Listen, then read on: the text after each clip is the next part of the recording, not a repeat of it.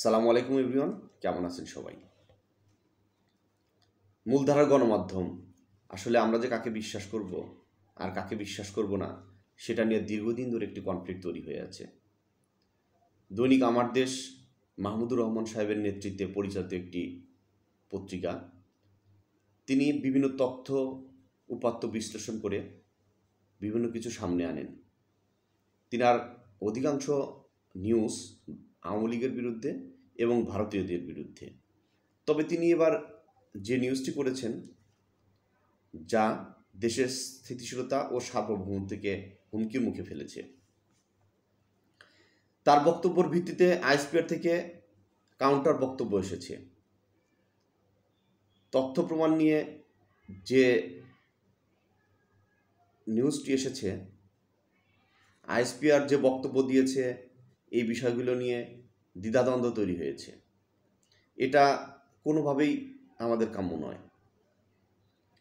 এটা গুরুত্বপূর্ণ ইস্যু যে বিমান বাহিনীর অভ্যন্তরে রয়ের এজেন্ট রয়েছে। এটি ছিল তার পত্রিকায় প্রকাশিত তথ্যের মূল ধারা। বাংলাদেশ এত বড় একটা বাহিনী যা নিরাপত্তার সাথে জড়িত। আইএসপিআর কাউন্টার বক্তব্য দেয়, সেখানে সাধারণ মানুষ বিভ্রান্ত, এটা স্বাভাবিক। ঘটনার প্রেক্ষাপট এই যে আইএসপিআর বলছে দৈনিক আমার দেশ ইউটিউব চ্যানেল, অনলাইন পোর্টালে বিমান বাহিনীর ভিতরে রয়ের এজেন্ট রয়েছে এমন প্রতিবেদন প্রকাশিত হয়েছে। তারা দাবি করছেন বিমান বাহিনীর 6 জন উচ্চপদস্থ কর্মকর্তা, air vice marshal M A Awal Hossain, air vice marshal Jahidul Sayeed, air commodore Mohammad Amirul Haque, group captain Abdul Haque Faruk, group captain Mohammad Shamim, wing commander Sayeed মোহাম্মদকে বিদেশি সংস্থার সাথে সংশ্লিষ্টতার অভিযোগে শনাক্ত করে বাধ্যতামূলক অবসরে পাঠানো হয়েছে। চিন্তা করা যায়, বাধ্যতামূলক যখন একজন সামরিক কর্মকর্তাকে অবসরে পাঠানো হয় তখন তার ইমেজ, তার প্রতিপত্তি, পরিবারের কাছে তার গ্রহণযোগ্যতা, সমাজের কাছে তার গ্রহণযোগ্যতা কেমন হয়, দেশের কাছে তার গ্রহণযোগ্যতা নষ্ট হয়ে যাচ্ছে। এখানে আইএসপিআর বলছে যে অভিযোগ করেছে তা ভিত্তিহীন। প্রতিবাদ লিপিতে আইএসপিআর বলছে তারা নিয়ম অনুযায়ী চাকরির বয়সসীমা পার হওয়ার পর স্বেচ্ছায় অবসরে গেছেন। আইএসপিআর বলছে এটা অনাকাঙ্ক্ষিত।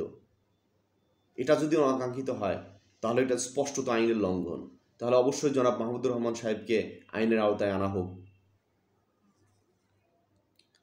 আইএসপিআর বা সামরিক বাহিনীতে কোনো নিউজ করার আগে একটা বক্তব্য নিতে হয় সংশ্লিষ্ট ডিপার্টমেন্টের, এটা আমরা সবাই জানি, আপনারাও জানেন।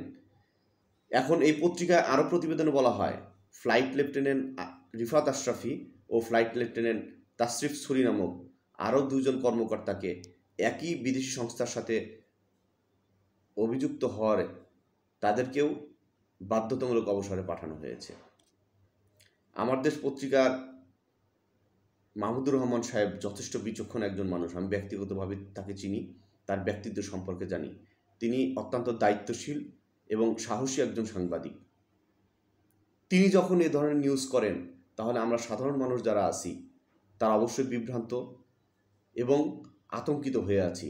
কারণ দেশের নিরাপত্তা ইস্যুর সাথে যারা জড়িত তারা যদি এরকম রয়ের এজেন্টের সাথে কাজ করে তাহলে দেশের নিরাপত্তা, স্বাধীনতা, সার্বভৌমত্ব রক্ষা করার দায়িত্ব কার? কারা করবে? দেশ হুমকির মুখে রয়েছে, যা রাষ্ট্রের স্থিতিশীলতাও নষ্ট হচ্ছে। আমরা চাই, আমরা সাধারণ মানুষ, এই বিষয়ের একটা স্পষ্টত সমাধান হওয়া দরকার। দেশের স্বাধীনতা, সার্বভৌমত্ব যেন কোনোভাবেই হুমকির মুখে না পড়ে। এরকম রয়ের এজেন্ট যারা রয়েছে তাদেরকে ছাঁটাই, বাছাই, যাচাই করে দেশকে একটি স্বাভাবিক পর্যায়ে নিয়ে আসুন। এটাই আমাদের কাম্য। আমরা সাধারণ মানুষ, শান্তিতে থাকতে চাই, সাধারণভাবে জীবনযাপন করতে চাই। ভালো থাকবেন সবাই। সালামু আলাইকুম।